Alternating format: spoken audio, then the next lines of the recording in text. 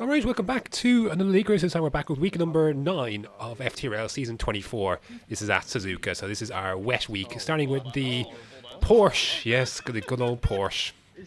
Uh, yeah, Porsche are on pole as well, reverse championship standings, so yeah, let's get this one over with, shall we? Away we go. Sports softs. They do work, but not. But I don't. I don't work off the line, and that's how Jordan gets the immediate jump. And yeah, I mean, I was finding my groove with this Suzuka short, and it will dry up, so we'll see what we can do. But yeah, I mean, it's a Porsche race. You know, something will go wrong at some point inevitably, whether it's be myself or someone else will punt me out of the way. So that's just how it goes. So yeah, these Porsches. I don't think I've had a clean one this season. I genuinely don't think I've had a clean one. I think the only one may have been actually Deep Forest, and my recording failed, so I don't even have it. So, anyways, trying to sneak up along and just about make that curb. Oh my goodness, that was tight stuff indeed. There goes Unsafe barreling through on the inside, but does he make this move? I think he does. Yes, he does. He makes that move.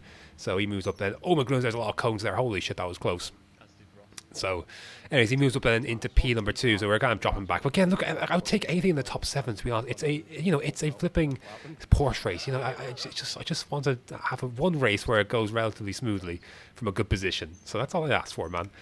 Lap number 3, then. So again, Hunt's still on, and Unsafe is having a little look at Jordan, and those two are going to come together. No, Jordan's going to dip a wheel onto the grass, and that's going to put him out of the equation. Then so we move back up into P2.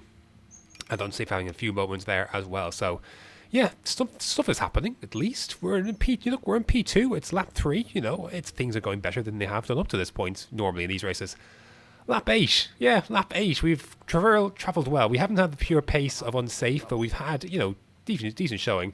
I guess I brake later into turn 1 there, and that's going to allow Blue Flag a chance to slip up the inside, and he takes it, and yeah, we moved down into P3. I can't fight that into the S's. So, but look, we're still in a good place. There's a nice gap behind it. There's, not a gap, but we're doing okay. We're holding our own, and yeah, that's a good thing. I think we've come this far. I feel confident we should be able to see this the rest of the way out. And but we have to keep pushing though, because there's a lot of quick guys behind. And so in trying to push as much as I can, get on the throttle too early, there's a wash of understeer wide. I then touch the grass, and yeah, we go around, and there goes our race result, man. Yeah, it is just a nightmare. So, anyways, that's frustrating, man. Another Porsche race, and it just disappears, man. Anyways, that basically be all she wrote essentially for this one. Do I even make up any more places after this? I think I make up one lap 10. Yeah, so I think there's Nobby and then there's Will in front. So I think Nobby's going to have a wide moment here, and that's going to allow us a chance to try and get back in front. So make up one position at least.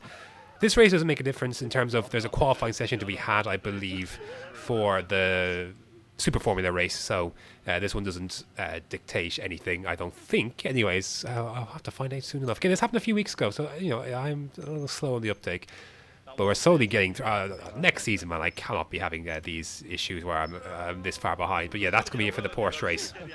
So, oh dear, that was a big moment, and probably cost us a chance to go for Tom Duval, who is in I don't know what it was, P9. So, anyways, yeah, it's P10 then after that. So, oh man, that was tough. That was a tough one to have to go through, and yeah. Ugh. Now then, for the qualifying, yes, here we go. 5 minutes qualifying in the wet. So it's going to be. So how the weather setting for this? We're mostly wet to begin, with a couple of random weather set to random tiles in between. So what happens at that point is up for debate. But the general consensus for these sessions has been start on the wets.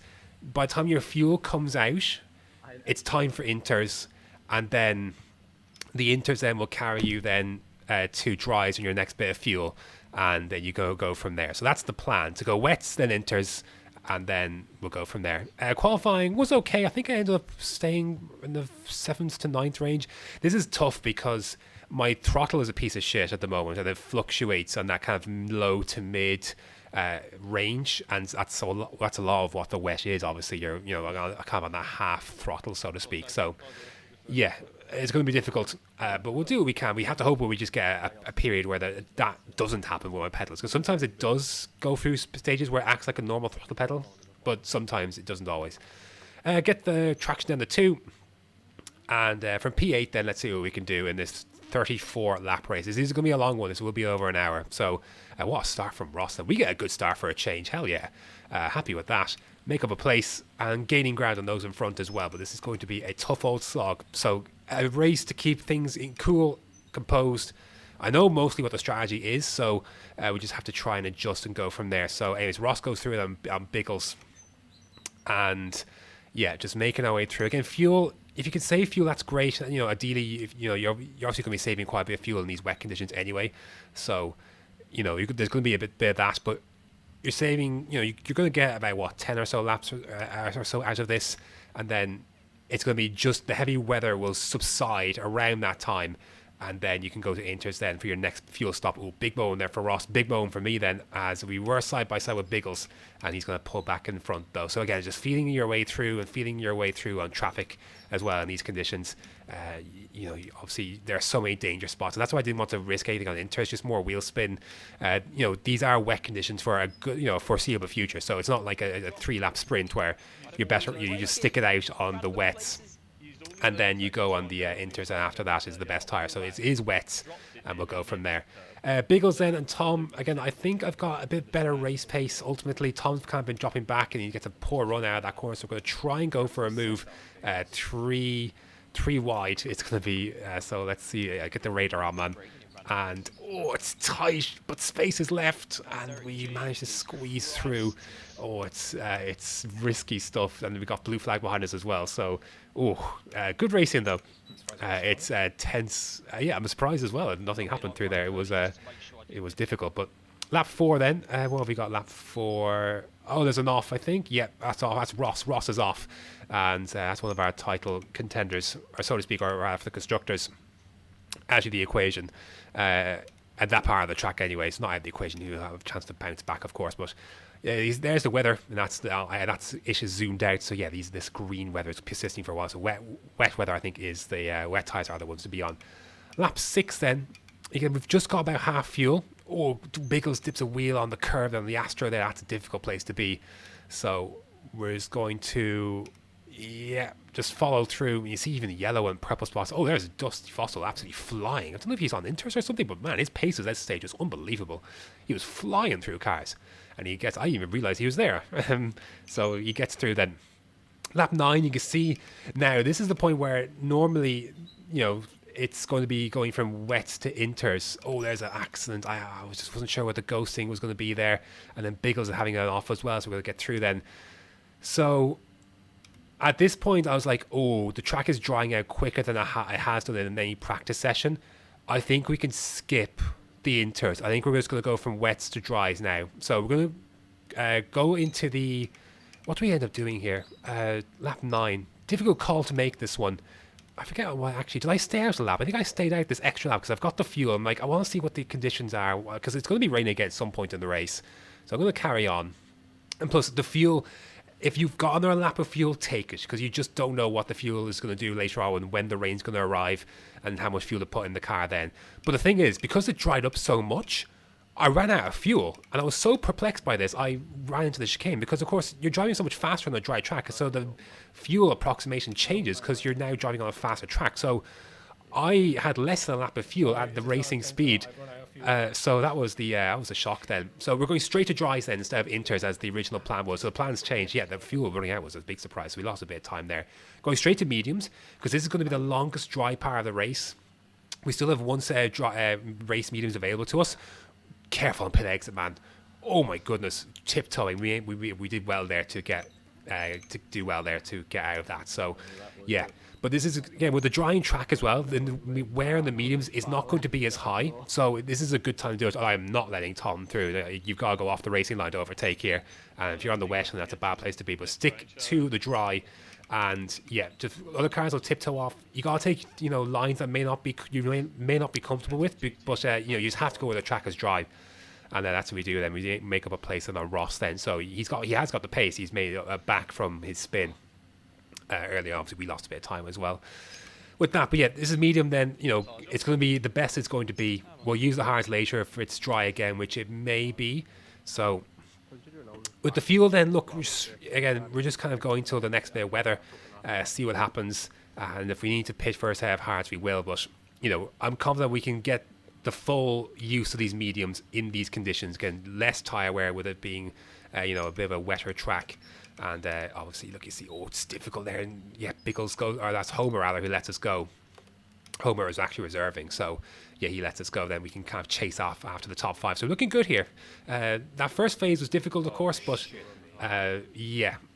There's more people coming out the pits in front, and yeah, but that's all. Or sorry, people going to the wet line, but yeah, it's all good. Oh, there's a car off though. That's Biggles. He's off. So that's a position gained up to P5, so we can see a podium in front of us, and that's good. We haven't had a podium yet so far this season. So yeah, a couple of chances to get one have kind of gone awry. But we got a good chance here today. But obviously, there's a lot to get right between now and then. That bit of rain just about missed us. Or it did hit the track, but very briefly. So just hanging tough. I knew it was going to be temporary. And yeah, we managed to stick through that then. But we have a run on unsafe release then. We're going to try and go for this move. Dipping to the left. Yeah, we're on the wet stuff, but we're going to go back onto the dry. And so we're safe with that. And yeah, getting very dark again, as you can see here. But again, look at the weather radar. It's difficult to really approximate what to do. And there goes Pagani then. He has an off tour. Up into third now. Will and Tom are on different fuel offsets. So they're on a different strategy to we are. And again, look at the weather. It's the way it's kind of curving in, and it ends up missing the track. So anyways, this is the we actually lead the race based on Will and Tom being an offset on strategy. So we go to the fuel. And do I change the tyres? Yes, we're going to go onto the hards. I think this is the right choice to make. And we'll go from there. So anyways, we come then on the hards, and then we'll see where the rain is doing. Again, I'm just going to fill up each time. I'm not going to take any chances. We're just going to go up to the fuel each time and then see where we need to adjust after that. We can always, again, if we fuel too much now, it means we don't have to waste as much time refueling later. So, we can always make it back. And we get to this point of the race again here, where I think Pagani, he's going to have a big off.